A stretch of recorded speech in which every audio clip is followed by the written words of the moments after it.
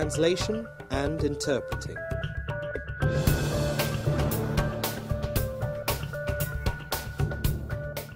Over the past few years, there has been a massive increase in demand for languages spoken by those coming to work in Britain from countries of the enlarged EU. The work of translators and interpreters is essential in a lot of different areas, translating a variety of technical text and documentation from one language to another. This programme will focus on how industry is meeting the challenges faced by business and continuing to improve standards.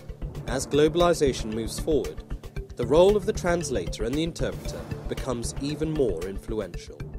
The services we offer are primarily translation, and as we specialise in legal and finance, one of the things we do for clients is certified translation. That means that you have to have top quality translators to be able to do that, and you need to be recognised by the Home Office, embassies and various courts for your translation to be accepted. And in our case, because we have been going for nearly 20 years and we're specialised in this area, we have got professional competence.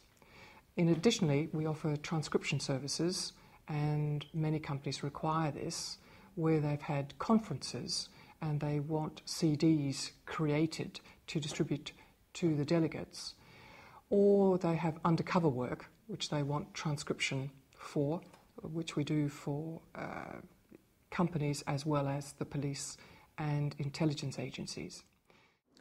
People often ask how important translating and interpreting is to the modern area of commerce and business in the UK. The answer to that really is it's a critical component of how business does conduct its affairs. We live in an international world, a more globalised society, a more cross-cultural world, and communication between people is the underpinning of how we all live, how we all prosper. And there's nothing as important as effective communication between people. And with business becoming more international, as I say, interpreting and translating are the key ways in which people can go about their business, and to make sure they win more business, and to make sure they understand their clients, make sure they sell better to clients, and make sure that they actually can position and market themselves in the market more effectively. The Languages Department in the University of Westminster, we offer a range of undergraduate and postgraduate qualifications. For example, MAs in translation interpreting or conference interpreting. We have a wide range of undergraduate languages degrees which cover subjects like Arabic and journalism or Chinese and international business. The university sees itself as educating for professional life. We have a very practical orientation, and that's reflected in the disciplines that we teach. Within the languages department, we're very much focused on professional preparation of translators and interpreters. International banks often require translation and interpretation, owing to the multilingual nature of their business. Due to the technical nature of the documents required for translation, specialists are essential. Even though we're an internationally based company, we decide to outsource our translation requirements simply because it would be quite irresponsible of us to rely on our staff, who are multilingual, to undertake translation services on our behalf. Quite a lot of what we get translated is very, very technical, and of course our staff also have a day job to do. So by outsourcing, we're using reliable individuals who we know has a grasp of translation requirements, but also will get the job done within the time frame that we require. Europe Arab Bank has a really robust process for choosing external suppliers. First of all, we look at the sort of skill sets that we need, the sort of people that are employed by the companies that we choose. We then have a very robust process of talking to them, deciding whether we can work with them, deciding whether they've got the skill sets. And in the case of a translation agency, do they actually have people who understand the language, not just from a straight translation perspective, but whether or not the communication will actually make sense when it's translated. So that process is very important to us, and one that we undertake very, very seriously. The art of translating from one language to another is a difficult one.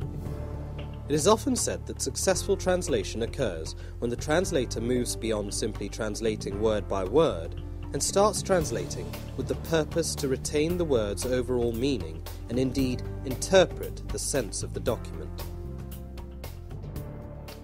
The translators specialised in various subjects. So we wouldn't use a translator who was a specialist financial translator for translating medical documentation. We would use somebody who was medical, and I'm sure the client wouldn't want that, especially if that medical document was for a clinical trial of some sort. So it's really horses for courses. And when a client looks at a translation company, they really should decide as to what level of specialisation they want. Inevitably, it's going to cost slightly more, but there is a time saving for them because they will do less editing on their side. So it can be a false economy to actually buy cheap translation. You can get cheap translation, but it's like many things. Pay peanuts, get monkeys. A lot of people think that translating and interpreting is all the same and anybody can do it. That's not at all the case. Interpreting, which is dealing with the spoken word, and translating, which is dealing with the written word, if it were easy, people could just rely on machine translation or could just rely on some web-based translation tools.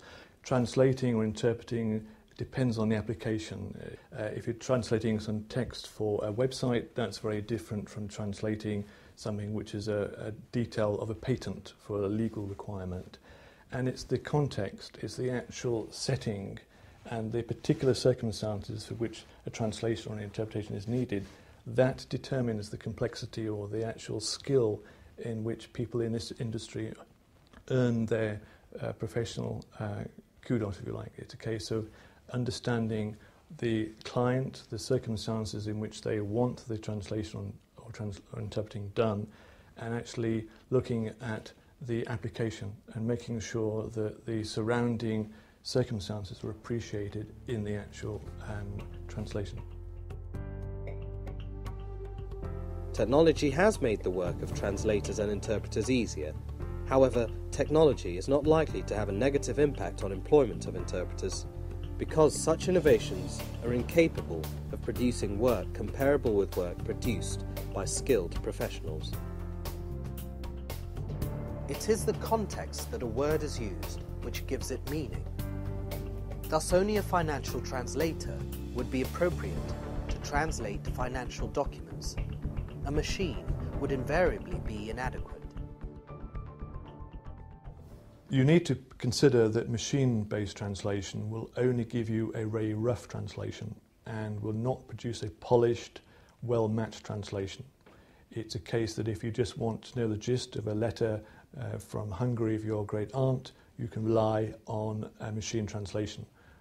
But if you want to produce a translation that's good enough for marketing your company, or you want to translate a patent, or you want to translate a financial annual report, you need to make very sure that the translation is not only polished in terms of accuracy, but is adapted to the particular purpose in question. So the style, the tone, the flow of language, choice of words, the length of sentences, all those are critical points of the overall effect of the communication that are not taken account of by a machine. A machine lacks, unfortunately, the actual ability and the judgment that a human makes. And that's what you're paying for when you get a professional human translator or interpreter. It's the best fit from what the client needs compared to an ignorant machine. So there's lots of good things that are coming. The poor thing, which you'd expect me to say, is online translation. And although online translation is okay for individual words, it is not acceptable for anything that is required to be signed off.